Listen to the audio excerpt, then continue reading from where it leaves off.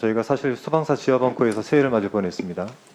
요즘 나오는 기사들 보면은 허탈하고 굉장히 놀라시죠? 네. 관련해서 좀 우선 이제 그 장관께서 언론에 밝히신 내용들 하나하나 조금 체크를 먼저 좀 해보겠습니다. 방금 말씀하신 대로 대통령 부속실 행정실 행정관이 연락을 했습니까? 예. 네. 그리고 국무회의란 말은 없었고요. 네. 통상적으로는 국무회의가 잡히면은 그냥 내부적으로 이날 국무회의가 있습니다. 이렇게 이야기를 듣고 가시는 건가요? 제가 장관 1년을 했는데요. 네. 뭐 그렇게 뭐 임시 국무회의 갑자기 열리거나 하는 경우는 없습니다. 매주 없었다. 화요일 날 굉장히 특이한 상황이었는데 연락을 받았을 때 그러면 대략적인 어떤 느낌이셨어요? 국무회의라고 이게 무슨 큰 일이 났구나 이렇게 생각을 아니요, 하셨습니까? 무슨 이 시간까지 일을 하시나 무슨 장관 몇 명이 앉아서 이야기하다가 되게 이제 행안부 장관에게 연락을 받았다는 분도 계신데 행정관에게 연락을 받으셨습니까? 저는 행정관에게 받았습니다. 장관님께 직접 연락이 갔습니까? 우리 업무폰으로 연락이 와서 제가 네. 그 번호로 전화를 했죠. 그 번호로 전화를 하셨다. 뭐 비화폰을 쓰거나 그러진 않으셨고요. 저는 비하폰이 없습니다. 네. 연락을 받은 게 9시 18분 택시로 이동을 하셨네요. 네, 택시. 네, 1시간 걸렸는데 택시가 잘 안 잡혔나 보네요. 택시 타는 데까지 3분역에 택시가 줄 서 있거든요. 네. 거기까지 한 5분, 10분 정도. 보통 걸어가야 돼요. 카카오 콜이나 이런 걸 부르는데 직접 가서 타셨어요? 제가 3분 그 중심 상가 부근에 있었기 때문에 카카오 네. 콜 부르는 것보다 그게 더 줄서 빨랐다라고 있는 택시 타는 것이 판단하셨다. 훨씬 빠르다고 판단을 한 겁니다. 네, 저녁 중간에 그럼 가신 거네요.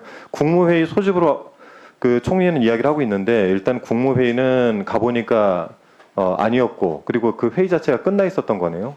대통령이 발표를 하고 계셨으니까요. 그럼 같이 23분 거의 이후에 동시에, 가신 거네요. 동시에 제가 앉자마자 그때 가보니까 상황이 어땠습니까? 다른 국무위원들? 뭐 다른 국무위원님들이나 뭐 용산의 보좌진들께서 다수 계셨고요. 네, 뭐 어수선했습니까? 아니면은 뭐 어수선한 상태로 네. 막 그렇게 계셨어요. 끝나고 나서는 어디로 이동을 하셨어요? 끝나고 나서는 이제 정동에 저희 서울 사무실이 있습니다. 네, 정동으로 이동을 하셨습니까? 예, 예. 그때는 뭘 이용하셨습니까? 근데 관용차를 그때는 관용차가 왔습니까? 제가 대통령실로? 이제 3번에서 용산까지 택시 타고 가면서 네, 관용차가 관용차를 와서 좀 그 용산 정동으로 부근에 이동을 좀, 하셨다. 용산 부근에 좀 대기시켜 달라고 저희 비서실에다가 네. 이야기를 해서 네. 관용차가 그럼 총리의 이야기처럼 총리가 소집을 한 것도 아니고 사실 국무회의라는 건 총리가 소집할 수도 없는 건데 그리고 국무회의도 아니었던 것 같고 여기에 대해서 뭐 행안부 장관이 직접 연락을 받은 게 아니라 대통령실로부터 연락을 받은 거 요거까지는 맞는 거죠? 저는 대통령실로부터 연락을 네. 근데 중요한 부분이 하나 좀 놓쳐지고 있는 것 같아서 개헌법 읽어 보셨습니까 혹시? 옛날에 법대 다닐 때 읽어봤습니다. 한 요번 상황 발생하고 상황에서 나서 읽어봤습니다. 굉장히 중요한 내용이 7조 8조에 담겨 있습니다. 개헌법상 비상계엄이 선포되면 계엄 선포 지역의 모든 행정사무, 사법사무는 계엄 사령부가 관장을 하게 되어 있습니다. 그렇죠. 예.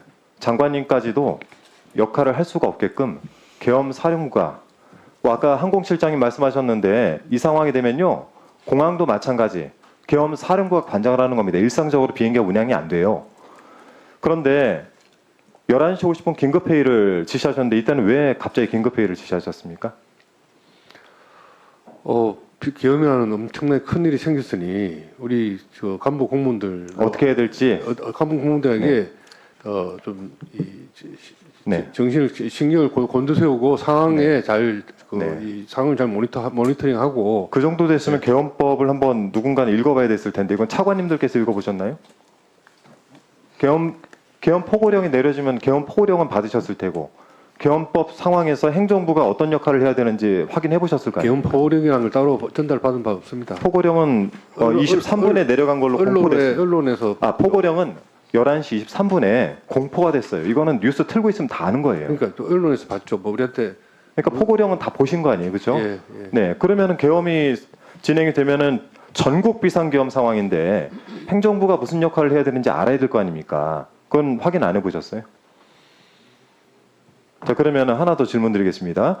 긴급회의에서 지시한 내용을 한 줄로 요약을 해놨는데 국민 일상생활에 지장이 없도록 도로, 철도, 항공, 교통, 건설 현장 정상 가동 지시를 했습니다. 맞습니까? 정확한 표현이 아니고요. 일단 우리 네. 공무원들에게 정위치해라. 정위치해라. 정위치하고 경고망동. 언론엔 이렇게 나와 있어요. 아니, 그거는 잘못된 이야기입니다. 정위치하고 경고망동하지 말고 통신 망을 잘 유지하고 있어라. 무슨 일을 할지 그 세 모르니까. 가지 이유엔 지시한 게 없습니까? 하나 있습니다. 우리 교통실장에게 내일 아침 출근길에 버스, 택시가 뭐 도로 철도는 이야기한 적이 없고요. 버스하고 택시가 버스하고 택시 정상적으로 운행이 되도록 왜 철도는 안 챙기셨습니까? 철도는 공공기관에서 하니까요. 그거는 네. 코레일에서 하니까 당연히 뭐 코레일 사장 판단해야 할 테고.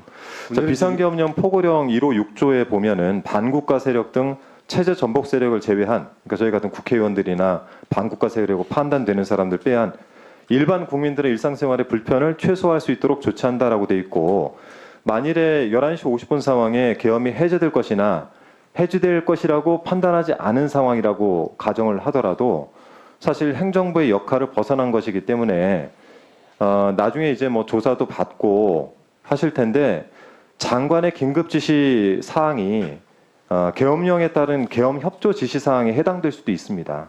저는 그렇게 생각하지 않습니다. 않고 당연히 장관으로서 해당될 수 있다고. 장관님의 생각은 그러니까 행정각부의 장관으로서 제가 챙겨야 될 최소한의 의무를 챙긴 거라고 생각을 하고요. 뭐 계엄 그러면 하나만 더 여쭤볼게요.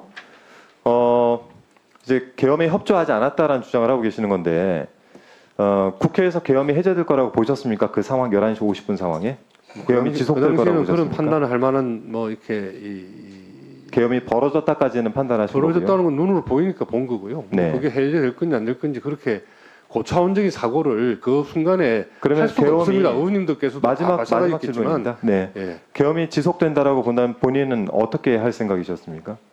그렇게까지 생각해 본 적이 없고요. 그게 그 11시 그러니까 뭐 한 2시간 남짓에 내가 뭐 계엄되면 뭐를 하냐 사표를 써냐 그렇게까지 생각해 본 적이 없고 상황이 어떻게 가는지 네. 텔레비를 열심히 보고 있었고 그리고 비상간부의 소집해서 직원들한테 정리치하고 그러면 하나만 더 질문할게요. 앞으로 이제 이 관련된 국조나 특검이 진행이 될 텐데 여기엔 적극 협조하실 당연히 생각이십니까? 적극 협조할 겁니다. 예. 예, 수고하셨습니다. 권영진. 예, 박상우 장관.